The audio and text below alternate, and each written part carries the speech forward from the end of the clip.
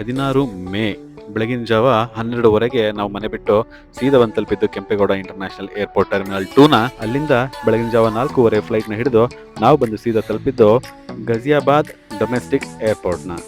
ಜೊತೆಗೆ India Pakistan war ಬೇರೆ ನಡೀತಿರೋದ್ರಿಂದ ನಮಗೆ ಗಜಿಯಾಬಾದ್ನಲ್ಲಿ ಯಾವುದೇ ರೀತಿಯಾದ ಫೋಟೋ ಹಾಗೂ ವಿಡಿಯೋ ಶೂಟ್ ಮಾಡಲಿಕ್ಕೆ ಅವಕಾಶ ಮಾಡಿಕೊಡ್ಲಾಗಲಿಲ್ಲ. ಫ್ಲೈಟ್ ಜರ್ನಿ ಅರ್ಲಿ ಮಾರ್ನಿಂಗ್ ಇದ್ದಿದ್ದರಿಂದ ಸನ್ರೈಸ್ ಕ್ಯಾಪ್ಚರ್ ಮಾಡೋದಕ್ಕೆ ಬಹಳ ಟ್ರೈ ಮಾಡಿದೆ. ಮೋಡ ಕವಿದ ಕಾರಣ ಹೆಚ್ಚಿಗೆ ಕಾಂಟೆಂಟ್ ಸಿಗಲಿಲ್ಲ. ಹಾಗೆ ದಾರಿ ಮಧ್ಯದ ಹರಿದ್ವಾರ್ನಲ್ಲಿ ಗಂಗೆಯಲ್ಲಿ ಮುಳುಗೆದ್ದು ಸೀದಾ ರಿಷಿಕೇಶ್ನಲ್ಲಿರುವಂಥ RTOನಲ್ಲಿ ಗ್ರೀನ್ ಕಾರ್ಡ್ ಮಾಡಿಸ್ಲಿಕ್ಕಾಗಿ ಬಂದು ನಿಂತ್ವಿ. ಗ್ರೀನ್ ಕಾರ್ಡ್ ಅಂತಂದ್ರೆ US ನಲ್ಲಿ ಸಿಟಿಸನ್ಶಿಪ್ಗಾಗಿ ಕೊಡ್ತಕ್ಕಂಥ ಗ್ರೀನ್ ಕಾರ್ಡ್ ಅನ್ಕೊಂಡ್ರ? ಖಂಡಿತವಾಗ್ಲೂ ಅಲ್ಲ. ಇದು ಉತ್ತರಾಖಂಡ್ನ 4 ಧಾಮಗಳನ್ನ ನೀವು ನೋಡೋದಕ್ಕೆ ಬಂದಿರತಕ್ಕಂಥ ಗಾಡಿಯ ಫಿಟ್ನೆಸ್ ನ ಸರ್ಟಿಫೈ ಮಾಡುವಂತ ಸರ್ಟಿಫಿಕೇಟ್. ನೀವು ಬಂದಿರೋ ಗಾಡಿ ಈ ಘಾಟ್ ನಲ್ಲಿ ಓಡಿಸೋದಕ್ಕೆ ಸೂಟಬಲ್ ಆಗಿದೆಯಾ ಅನ್ನೋದನ್ನ ಟೆಸ್ಟ್ ಮಾಡಿ ನಿಮಗೆ ಒಂದು ಸರ್ಟಿಫಿಕೇಟ್ ನ ಕೊಡ್ತಾರೆ.